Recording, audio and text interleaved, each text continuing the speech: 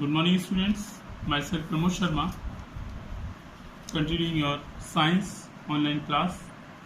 तो जैसा कि आपका chapter number 4 sorting materials into groups आपका कंटिन्यूशन में है और इसी क्रम में आपका पेज नंबर 35 जिसमें कि हम मटेरियल्स को उनके गुणों के आधार पर हम इसको क्लासीफाई कर रहे हैं, उनकी पहचान को बता रहे हैं और उनके आधार पर उनको ग्रुपिंग करना सीख रहे हैं।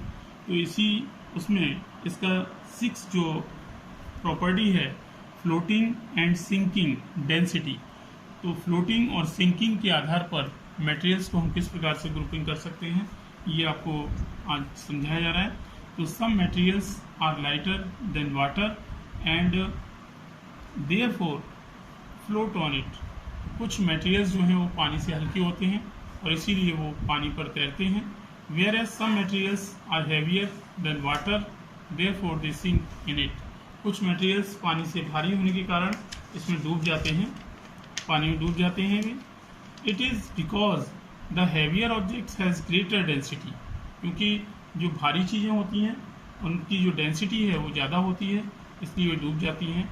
An object denser than water will sink in water।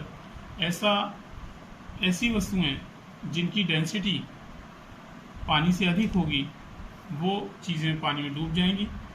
The mass पर unit volume of substance is called its density. तो डेंसिटी जैसे कि हम इसे हिंदी में घनत्व कहते हैं, तो मास पर unit volume of substance is called density। This is the definition of the word density। तो आगे जैसे कि आपका प्लास्टिक है, plastic, feather, wood, thermocol etcetera are example of materials that float on water. ये कुछ ऐसे एग्जाम्पल्स हैं जो पानी पर तैरते हैं। Stones and materials made of metals like iron sink when dropped in water. और कुछ मटेरियल्स जैसे कि पत्थर हैं और मटेरियल्स जो कि मेटल के बने होते हैं वो पानी में डूब जाते हैं। तो आगे इसी क्रम में तो हमने देखा कि जिन चीज़ों का डेंसिटी पानी से अधिक होती है वो पानी में डूब जाएंगे और जिन चीज़ों की डेंसिटी पानी से कम होगी वो पानी में तैरेंगी। तो इसमें दो चीज़ें इसमें ग्रुपिंग की गई, जो डूबने वाली चीज़ें हैं उनके एग्जाम्पल्स आपको बताए गए और जो तैरने वाली चीज़ें हैं पानी पर उनके एग्जाम्पल्स को अलग अलग उसमें क्लासीफाई किया गया। तो इस तरह से हम इन मटेरियल्स को ग्रुप कर सकते हैं।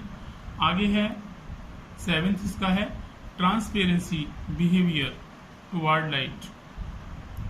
लाइट में जिन ऑब्जेक्ट से लाइट पास हो सकती है उसे कहते हैं ट्रांसपेरेंसी बिहेवियर टुवर्ड लाइट। तो जिन ऑब्जेक्ट से लाइट पास हो सकती है उसे हम ट्रांसपेरेंट ऑब्जेक्ट कहते हैं। तो different materials allows different amount of light to pass through. अलग अलग जो मटेरियल्स हैं वो अलग अलग मात्रा में प्रकाश को अपने से पास होने देते हैं depending on property called transparency, जिसे हम पारदर्शिता, हिंदी में हम पारदर्शिता कहते हैं। तो कुछ ऑब्जेक्ट्स हमारे चारों ओर जो पाए जाते हैं उनमें जो सूर्य का जो प्रकाश है कुछ ऑब्जेक्ट्स में से आर पार हो जाता है और कुछ ऑब्जेक्ट से वो रुक जाता है। तो ऐसे ऑब्जेक्ट्स ट्रांसपेरेंसी के आधार पर हम उनको क्लासीफाई कर सकते हैं। Based on this materials can be classified as transparent, translucent और ओपेक। तो इस ट्रांसपेरेंसी के आधार पर हम ऑब्जेक्ट्स को 3 भागों में बांट सकते हैं। ट्रांसपेरेंट, ऐसे ऑब्जेक्ट जिनमें से लाइट आर पार जा सकती है। ट्रांसल्यूसेंट, ऐसे ऑब्जेक्ट जिनमें से लाइट का कुछ हिस्सा आर पार जा सकता है लेकिन पूरी तरह से आर पार नहीं जा सकता। और तीसरी होती है ओपेक। तो ओपेक जो ऑब्जेक्ट्स हैं वो ऐसे हैं जो लाइट को अपने से पास नहीं होने देते। तो ऐसे ऑब्जेक्ट्स को ओपेक ऑब्जेक्ट्स कहते हैं जिनमें से लाइट पास नहीं हो सकती। तो सबसे पहले हम पढ़ते हैं ट्रांसपेरेंट ऑब्जेक्ट के बारे में। The materials which allow light to pass through them are called transparent materials. ऐसे ऑब्जेक्ट्स जो अपने से लाइट को पूरी तरह से पास, उनमें से आर पार जा सकता है प्रकाश जो है, तो ऐसे मटेरियल्स को हम ट्रांसपेरेंट मटेरियल्स कह सकते हैं, जैसे कि glass, water, alcohol etcetera are transparent materials. ये जो एग्जांपल्स आपको बताए गए हैं, ये ऐसी थिंग्स हैं जिनमें से जो प्रकाश है वो आर पार ट्रेवल कर सकता है, तो they are transparent objects. The materials which allow only a part of light to pass through them are called translucent material. और ऐसे ऑब्जेक्ट जिनमें से प्रकाश का कुछ भाग आर पार जा सकता है, तो ऐसे ऑब्जेक्ट्स को हम ट्रांसल्यूसेंट मटेरियल्स कहते हैं।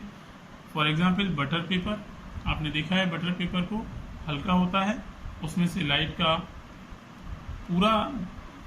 पूरी लाइट पास नहीं हो सकती उसमें से, लेकिन लाइट का कुछ हिस्सा उसमें से पास हो सकता है। Frosted glass etcetera are translucent material. Frosted glass जो होती हैं उनमें से रोशनी तो आती है, लेकिन उनमें से पूरी रोशनी अंदर ना आकर के कुछ भाग रोशनी का अंदर आ पाता है, तो these objects are called translucent materials. And third one is opaque. The materials which don't allow light to pass through them are called opaque. ऐसे ऑब्जेक्ट्स जो लाइट को अपने से पास नहीं होने देते, उनको हम ओपेक ऑब्जेक्ट्स कहते हैं। Wood, cardboard, metals etcetera are opaque materials. तो जैसा कि लकड़ी है, कार्डबोर्ड है, तो ये चीज़ें प्रकाश को रोकती हैं। तो ऐसे ऑब्जेक्ट्स जो प्रकाश को रोकते हैं उन्हें हम ओपेक ऑब्जेक्ट्स कहते हैं।